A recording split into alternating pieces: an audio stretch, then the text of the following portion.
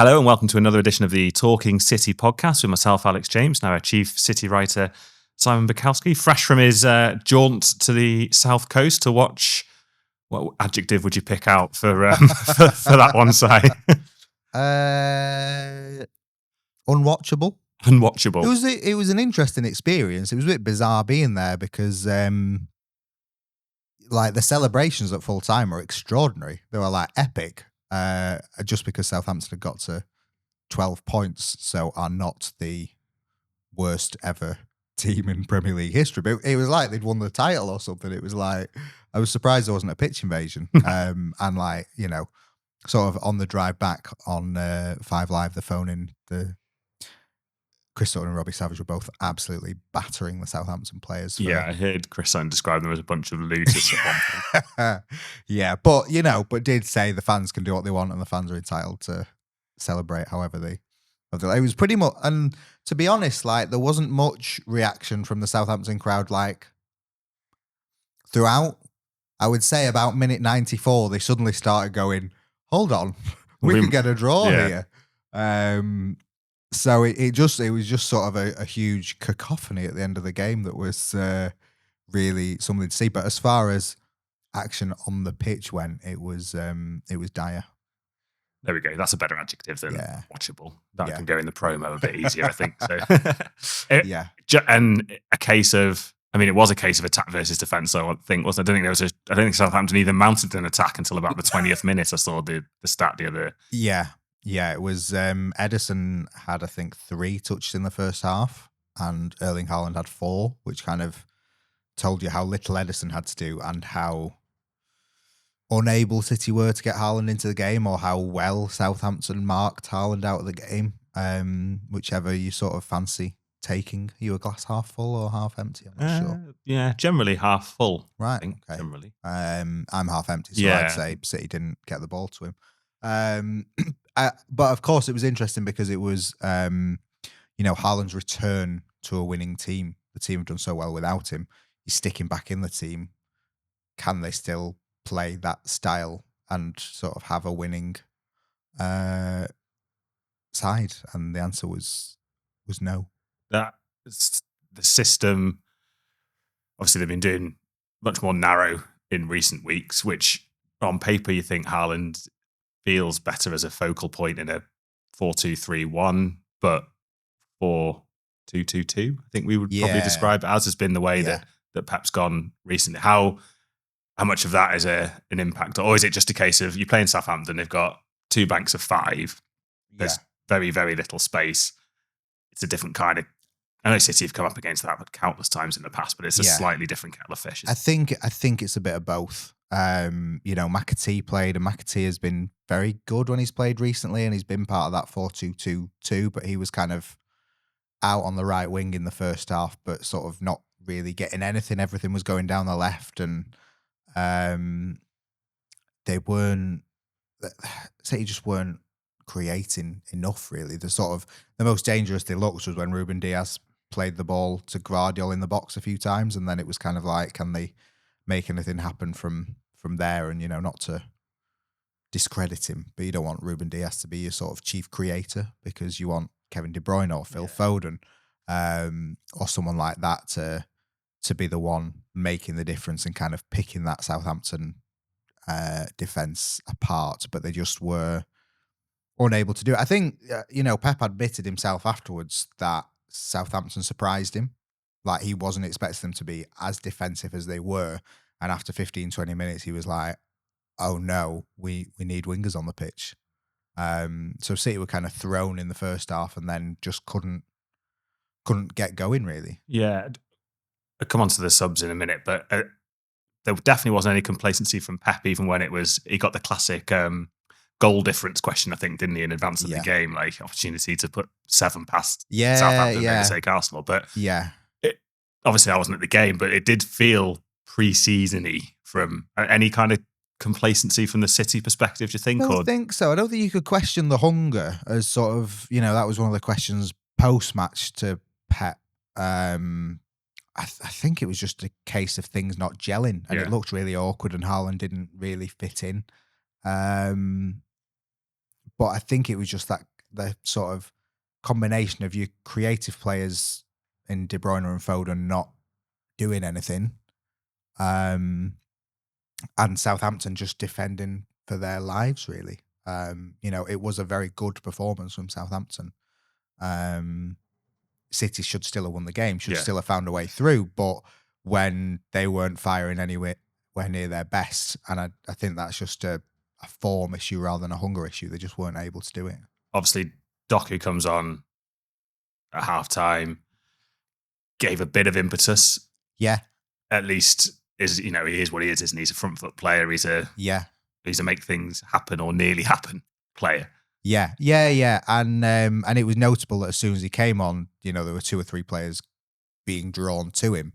But again, he spoke in midweek, I think, about being happier about that and knowing to find the free man when that did happen. But it just didn't work. And Doku coming on did bring, like you say, the impetus, and you're like, okay, City look more dangerous now. But it never quite transpired into anything great. I can't remember a serious save that Ramsdale had to make, because kind of everything City tried, they never really got close to scoring. I think Marmoush hits the post in injury time. Yeah.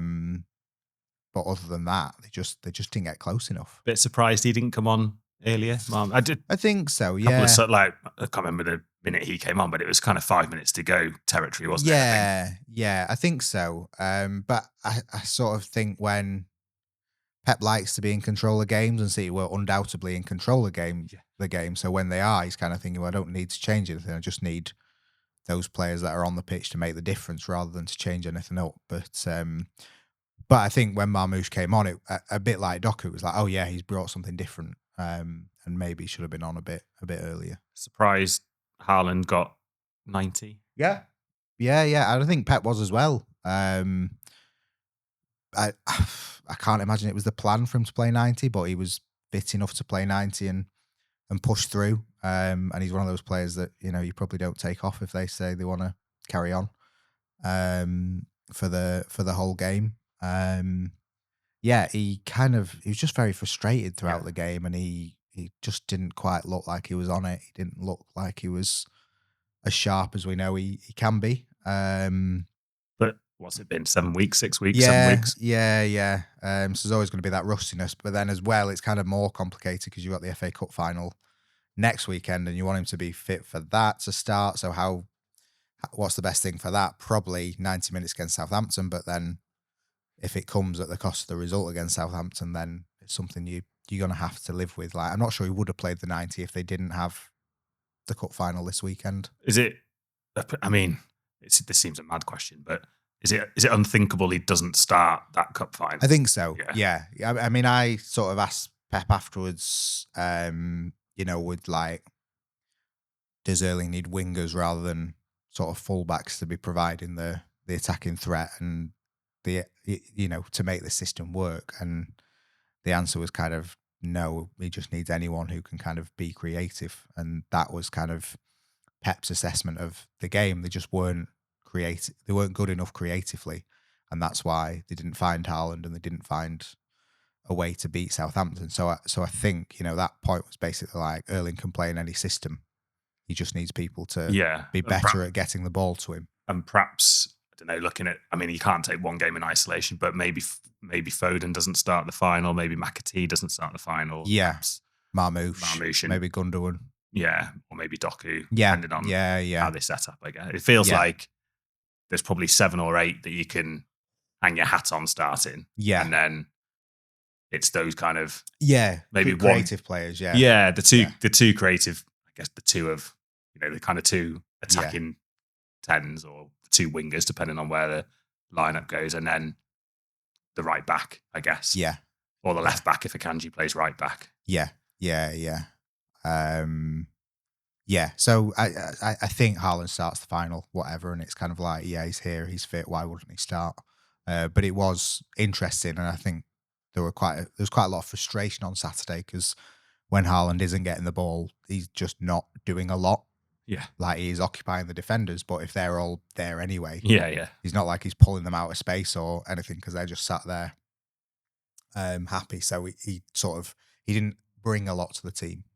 But I think we've been here before, haven't we? There's no, we can't be in a situation with one of the best players in world football to say City are a better team without him. Yeah. Like, No, that just, they're just not. No. And it was just not a good performance on Saturday. And when everyone plays better, Haaland will score goals. That's the thing. It was just everyone kind of had an off day, and maybe I don't know. Maybe there was a bit of we should be beating Southampton or anything like that. But I do think they were just put back from the start by just how defensive Southampton were, and then they just couldn't kind of find a way through. Yeah, obviously a missed opportunity in terms of sort of pretty much sewing up Champions League football as well. Newcastle win on Sunday. Forest failed to win. They look kind of vulnerable for the top 5 now, but I think Villa's last 2 games are against 2 sides who don't seem to bother playing at weekends anymore. In United and Spurs. Yeah. Spurs and United. And Chelsea have got Forest still to play, but I think they play United this week. Chelsea have got United at home, and then they go to Forest on the last day of the season. It just feels like Villa and Chelsea could get maximum point, or certainly Villa. Yeah. You would fancy to get 6 points from that, and just leave City with a little bit to do. Obviously playing the cup final, then they've got to play Bournemouth. Yeah. Dangerous team. Fulham reasonably inconsistent. It wouldn't. But also it's kind of out of their control now, because sort of with playing early in the weekend, if they'd won, they could have kind of moved level on points with Arsenal, and that would have been the story. Yeah. Whereas now, because they're in the cup final, they're not playing until a week on Tuesday, and by that time, all the teams will have played. Newcastle might have moved 4 points ahead of them. Yeah. Villa might have moved above them, and Chelsea might have. I think it's Newcastle Arsenal as well, isn't it? Yeah. Arsenal, Newcastle. Yeah. So it's one of those things where they're probably going to have to sort of come from behind. They might not be outside the top 5 by the time they next play, but the pressure will be on.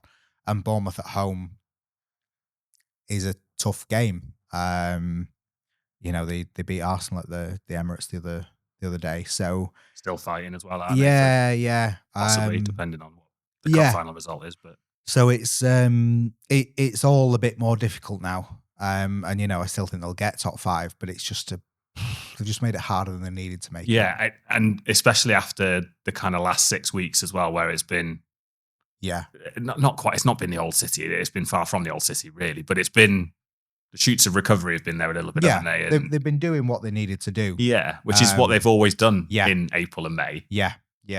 And this time they just didn't, and they're going to have to pay the consequence of that, which will be they'll be under a lot more pressure when they kick off against Bournemouth than they would have been otherwise. What we will see from Bournemouth, though, is a bit more adventure. Yeah. And one man I'll be pleased about that will be Ruben Diaz, who, and I'm all for his interview after. I don't think you can, we often sort of, particularly in the industry, we're in a think, it's great when players are honest. And then when players are honest, and it's very difficult for players as well to be interviewed 15 minutes after the game, 5, 10, whatever it is after the game, and detach themselves from it. Clearly emotional, clearly frustrated. Yeah. He probably should have. He's probably frustrated at City as much as as he is about what Southampton have done. Because and he did say in the interview, we needed to be better, but that was sort of overshadowed by it's not good for Southampton to play like Southampton did.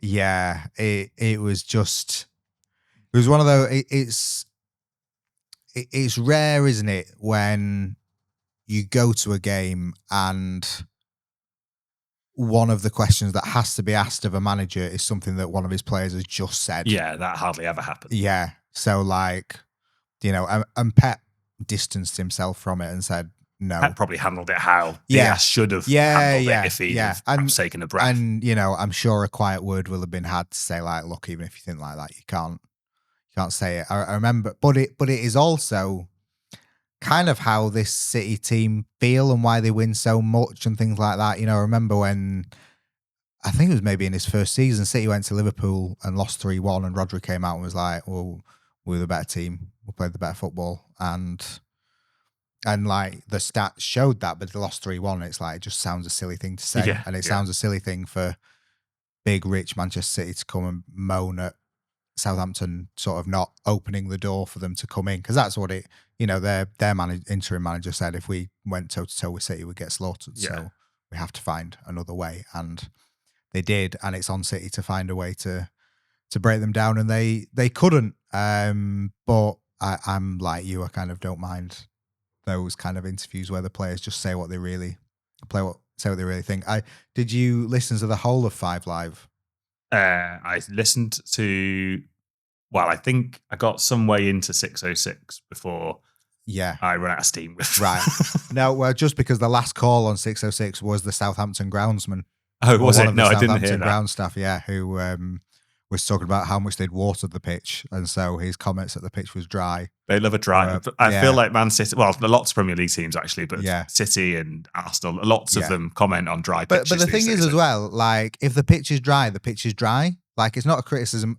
Maybe it's a criticism of clubs for not watering enough. But like, if the clubs have watered enough, it can still be a dry pitch, and it's just a fact that it's harder to play on. And it's just one of those things. Like, I don't know whether Diaz was attempting that as a criticism or whether he was just saying this was another reason why it was difficult. Yeah, maybe. It felt like, but maybe that was because he was in a critical. Yeah. He'd been in a critical kind of. But, he did, because Sutton picked him up on it. He said, the pitch was dry, the sun was hot.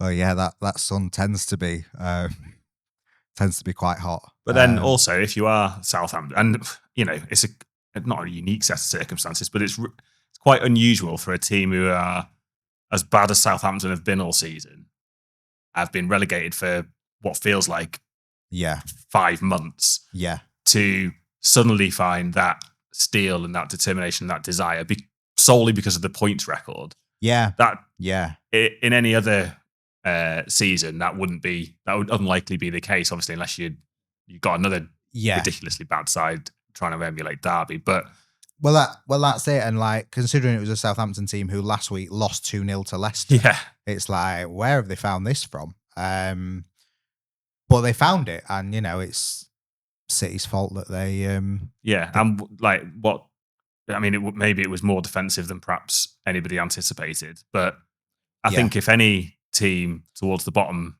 3, 4, 5, I can't think City would have gone there thinking, oh well, they'll maybe if Russell Martin was still in charge, they'll be playing out from the back end. But they weren't remarkably expansive at the Etihad either. I mean, no, they weren't. It was a really tough game. They were a little bit braver on the ball, but it's not like they were total football then either. No, because you've got to do what you've got to do against City, and it's far from the first team to play like that against City. They just weren't good enough on the day. And obviously, cup final coming up, and we'll go into greater detail on that later in the week in Friday's pod. But how big a game does this? Obviously, it's a huge game for the sort of story of City's season. I guess they win the cup final, and while Pep will still feel like it's not been up to standard, and it hasn't. It definitely changes the narrative if you end the campaign with silverware, because there's only 3 or 4 trophies you can win, and City will have won one of them. Yeah, exactly. I think once the season is finished, a lot will be made of whether or not City won the FA Cup. For the short term, I think it's more important for that bounce for the game 3 days later against Bournemouth, because as everyone says, qualifying for the Champions League is the priority.